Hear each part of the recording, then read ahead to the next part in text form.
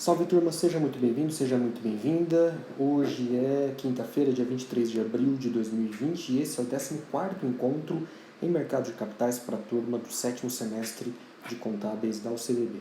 Nesse encontro de hoje, nós vamos explorar um pouquinho mais o que está acontecendo no mercado de capitais brasileiro, falando um pouquinho da economia, falando um pouquinho da política e como isso vai nos direcionar à tomada de decisões de investimento. Eu quero, antes de começar, mostrar para você uma funcionalidade nova aqui nesses nossos bate-papos. Nós vamos acompanhar agora informações mais próximas do tempo real, informações mais completas e complexas. Até agora a gente trabalhava com análise do relatório Focus. Você deve ter se lembrado da sua prova P1, onde nós trabalhamos o relatório Focus e fizemos uma análise sobre os principais componentes macroeconômicos que esse relatório pode nos fornecer, como por exemplo a inflação, cotação de moeda estrangeira, etc. Agora nós vamos olhar alguns dados mais pormenorizados, mais detalhados dentro do mercado financeiro. Nós precisamos, e eu recomendo que você tenha, precisamos de um aplicativo que seja a nossa fonte confiável de informações. A minha é esse aqui, investing.com. É uma plataforma simples, plataforma gratuita, que está presente aqui no meu celular, está presente também no meu tablet e permite que eu faça uma análise, bata o olho e saiba o que está acontecendo aqui no mercado. Como por exemplo, hoje nós vamos falar de Bolsa de Valores, eu vou trazer aqui a Bovespa para a gente dar uma olhada. E se você olhar a Bovespa, olha que interessante, agora nós estamos negociando aqui por volta de 80.370 pontos. Agora são 15 horas e 11 minutos, ele dá uma diferençazinha de 15 minutos aqui de atraso nas cotações, mas ele mostra para a gente um comportamento. E se você olhar toda essa linha do gráfico, você vai ver que ele teve uma subida bastante expressiva durante todo o ano passado, o ano de 2019, e depois ele parou e caiu no ano de 2020, no início de 2020. E dentro dessa trajetória que nós temos aqui então da Ibovespa, do Ibovespa, índice Ibovespa ao longo de todo esse ano, nós percebemos que no ano de 2019 ele teve aqui uma queda bastante acentuada. E por que isso aconteceu? A gente sabe que os principais problemas foram justamente por conta dessa crise da Covid-19 e diversos outros fatores que a gente tem acompanhado, vocês têm acompanhado ao longo dos nossos encontros. Eu também chamo atenção aqui então nesse aplicativo, e aí depois eu volto a falar um pouquinho sobre o mercado de ações, que ele tem várias cotações aqui que nós podemos ficar acompanhando, e cada uma dessas cotações representa para a gente um determinado símbolo. Eu quero até um significado, eu quero até trazer para você aqui uma carteira que eu fiz, depois nós vamos aprofundar o estudo nessa carteira nos próximos encontros, mas que colocam para mim os principais indicadores econômicos que mostram o comportamento do que nós estamos vendo agora dentro da própria economia. Então, por exemplo, quanto está a arroba do boi, o franco suíço contra o dólar americano, o euro contra o dólar americano, a ação de uma companhia aérea, como o caso aqui da Gol, CVC, empresa de turismo, Via Varejo, empresa de consumo no varejo, aqui uma relação de dólar contra libra esterlina. Todas elas, então, têm uma função bastante útil para a gente acompanhar, porque elas mostram para a gente alguns símbolos, alguns significados do que está acontecendo nesse momento e que não podem ser ignorados. Então eu recomendo muito que você tenha um aplicativo, um software para acompanhar as informações. Isso vai até blindar você daquelas reportagens, dos fake news, das reportagens tendenciosas, aquilo que pode atrapalhar a sua análise. Bom, agora eu quero voltar para cá e eu quero conversar com você um pouco sobre o comportamento da Bolsa de Valores. Nesse ambiente de pandemia, nós estamos observando que a Bolsa de Valores aqui em São Paulo está se desenvolvendo e, da mesma forma, a gente percebe que isso acontece com outras bolsas ao redor do mundo. E por que isso está acontecendo? Bom, basicamente por 3 motivos que eu quero explorar com você nesse encontro. O primeiro motivo é o seguinte: os Estados Unidos da América estão fazendo uma jogada, estão enchendo de dólares americanos no planeta Terra. Estão aumentando muito a quantidade de dólares americanos. E por que eles estão fazendo isso? Obviamente, eles estão fazendo isso para levar para o mundo maior tranquilidade. E a tranquilidade é conquistada a partir da liquidez. Ou seja, quanto mais dólares eu tenho, mais eu consigo honrar os meus compromissos e mais eu consigo, então, ser solvente. Então, a solvência é importante neste momento. Tá, mas a gente tem que entender uma coisa. Os Estados Unidos estão jogando dólar no mundo inteiro, mas apesar de estar enchendo de dólar no mundo, a cotação, o câmbio não está mudando, muito pelo contrário, está subindo. Nós temos aqui dólar americano contra real brasileiro batendo recordes, subindo a mais de R$ 5,40. O que está acontecendo? Por que a cotação está subindo tanto no Brasil e no restante do mundo? Bom, primeiro que é o seguinte, apesar da gente estar com uma grande quantidade de dólares na economia, a economia está parada, então nós estamos vendo a economia com grandes dificuldades. E quando a economia está parada com dificuldade, você pode dar crédito, você pode jogar dinheiro no mercado que as pessoas não usam para comprar. Imagina, chega para alguém que está com um problema financeiro muito sério e fala para a pessoa, ó, você tem um dinheirinho no banco aí para você usar. Usa. O cara fala, meu amigo, já estou comprometido, já estou devendo para caramba, então não tem como eu usar. Então não tem mais jeito. Então, como os países estão com problemas econômicos, principalmente por conta da Covid-19, isso aqui é um grande mal que nós estamos enfrentando hoje, não é um mal somente de saúde pública, é também um mal econômico, a economia está parada. Outra coisa que está acontecendo também é que os países estão em dificuldades financeiras, então as finanças dos países também estão comprometidas. Então você tem muitos países que estão se endividando para tentar solucionar a situação do país. Um desses países é o nosso querido Brasil. Você já vai entender daqui a pouquinho como que o Brasil está se endividando e por que isso é um problema. Outra coisa que é importante a gente entender, bom, então o investidor, apesar de tudo isso estar acontecendo, está falando o seguinte, rapaz, yes, o tio Sam está fazendo algum tipo de aposta de melhoria no mercado. Isso é um ponto importante, isso tranquiliza o mercado, porque percebe que a maior economia do mundo está fazendo alguma coisa para contribuir. Segundo motivo. O segundo motivo mostra que nós temos alguns fatores que estão contribuindo para uma melhora na logística de cada um dos países. E esse fator você sabe muito bem que é o petróleo. O petróleo está uma situação bem interessante. O petróleo teve no início do ano uma guerra entre a Arábia Saudita e a Rússia. Eles estavam fazendo o seguinte, nós temos produzido muito petróleo, a gente começou a sentir alguns problemas econômicos de redução do consumo de petróleo no mundo inteiro, e nós vamos fazer o seguinte, que tal se a gente então reduzir a produção de petróleo para que a gente possa ter um preço mais alto do petróleo.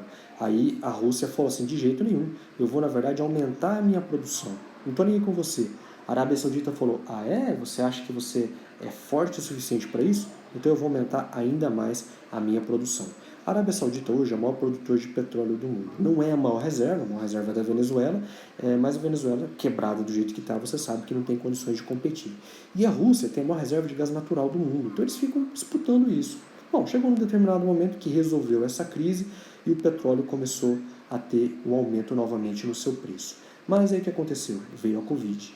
E o problema da Covid gerou um outro problema que foi o seguinte, como as pessoas pararam os transportes reduziram, então os transportes acabaram sendo reduzidos, como a atividade econômica reduziu, então a energia também acabou sendo reduzida, a energia elétrica, em muitos países usam como matriz energética o petróleo, aí eu cito aí a China, que além de usar carvão mineral, usa petróleo também, o Brasil, muitas vezes em termoelétrica, usa termoelétrica a carvão, a gás, a petróleo e outros derivados. Então, como o consumo de energia reduziu, também reduziu o consumo do petróleo. E, lógico, a própria atividade econômica reduzindo, você tem custo, você tem a logística, o cara vai reduzir a entrega de produtos e equipamentos, as pessoas vão viajar menos, e você sabe que um grande consumidor de petróleo é a indústria aérea, a indústria da aviação civil, então você tem aqui uma queda muito grande no preço do petróleo. Agora, olha que interessante o que eu vou te falar. Além disso ter garantido a queda do petróleo, nós nunca tivemos antes um estoque tão elevado, nós temos estoques de petróleo muito elevados. Hoje os Estados Unidos não conseguem mais guardar petróleo, isso porque eles fizeram uma decisão estratégica. Os Estados Unidos falaram, nós vamos fazer o shale gas, que é o gás de xisto, e a partir do gás de xisto, eles não usam, né? Então o shale gas, a partir do gás de xisto, eles obtêm petróleo. É um processo mais sujo do ponto de vista ambiental, mas eles estão rachando de acumular petróleo, não tem mais onde guardar petróleo. Então, o petróleo está sendo hoje basicamente estocado nos navios. Isso fez com que os contratos de petróleo tivessem uma queda entre segunda e terça-feira dessa semana de 300%. Você sabe o que significa isso? Significa que o cara que comprou petróleo num contrato futuro, comprou 6 meses atrás para receber agora, chegou lá e falou, não quero mais o petróleo não, eu fico com o meu prejuízo, tá tão barato o petróleo que eu não quero ele para mim não, fica para você. Aí o cara que está estocando petróleo não tem outra alternativa, fica com o petróleo estocado e aí o preço despenca mais ainda. Mas nós temos um problema em relação a isso. Você sabe que hoje no Brasil, eu vi um tweet hoje do presidente Bolsonaro, e eu achei interessante que no tweet dele estava dizendo assim, olha, nós estamos aqui com o preço da gasolina na refinaria a 80 e tantos centavos, não lembro o valor exato, o óleo diesel a 1 e não sei quanto, 1,20 e pouco. Aí ele falou assim, se você pegar o PIS, se você pegar a COFINS, se você pegar o imposto sobre os combustíveis, né, a CIG dos combustíveis, se você pegar o ICMS, se você pegar os custos logísticos, se você pegar o posto de gasolina, etc., que preço que você vai ter? Né? Então é exatamente isso que nós estamos observando hoje. Nós temos uma matriz muito cara e isso não está chegando muito para o nosso consumidor. Então, qual que é o resultado disso? Nós temos alguma pressão inflacionária. Não temos inflação ainda não, mas nós temos pressão inflacionária.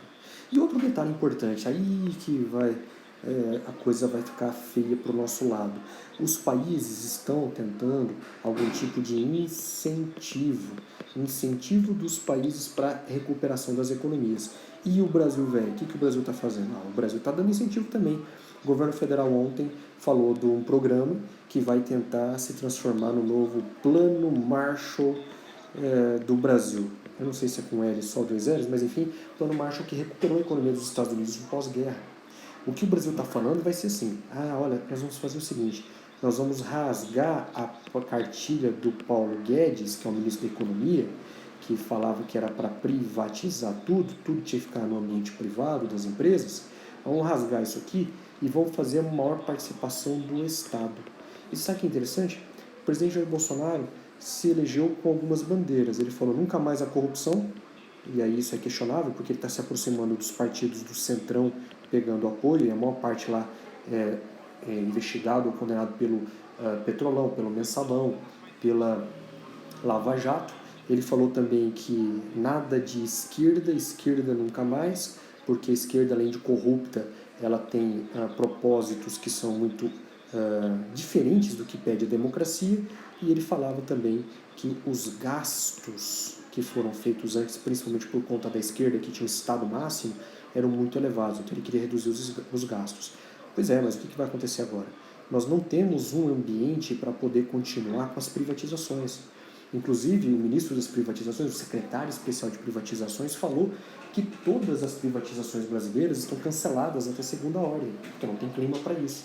Então, se você quer construir portos, se você quer construir aeroportos, se você quer construir estradas, rodovias, se você quer construir estradas de ferros, trilho, se você quer construir qualquer coisa que seja, você vai precisar de dinheiro. E esse dinheiro não está vindo da iniciativa privada. Vai vir de onde? Vai vir do Estado. Só para lembrar, quando nós começamos os nossos bate-papos aqui em mercado de capitais, nós tínhamos uma dívida do setor público equivalente a 78% do nosso produto interno bruto. Hoje, nós estamos perto de 100% por conta de toda essa crise da Covid-19. Para a gente poder fazer o Estado bancar toda essa história, nós vamos precisar de mais dinheiro. E esse dinheiro vai vir de onde? Bom, vai vir do governo, mas como?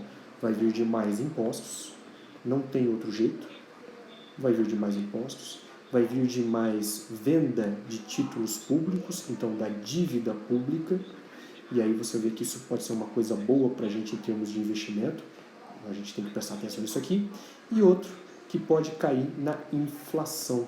A gente vai imprimir dinheiro para poder pagar essa dívida. A mesma coisa que derrubou o governo militar nas décadas de 70 e 80 é o que está acontecendo exatamente agora na nossa economia. Em resumo da história, Tio Sam está se movimentando para tentar salvar o mundo. O petróleo está bem barato no mundo e está com algumas chances de se recuperar em termos de preço. E os incentivos que os países estão dando estão animando as bolsas de valores mundo afora. Mas isso não quer dizer necessariamente que a economia está se recuperando. Bom, essa aqui é a primeira parte desse nosso bate-papo. Daqui a pouco eu volto com o segundo vídeo e a gente vai aprofundando esse entendimento. Até daqui a pouco.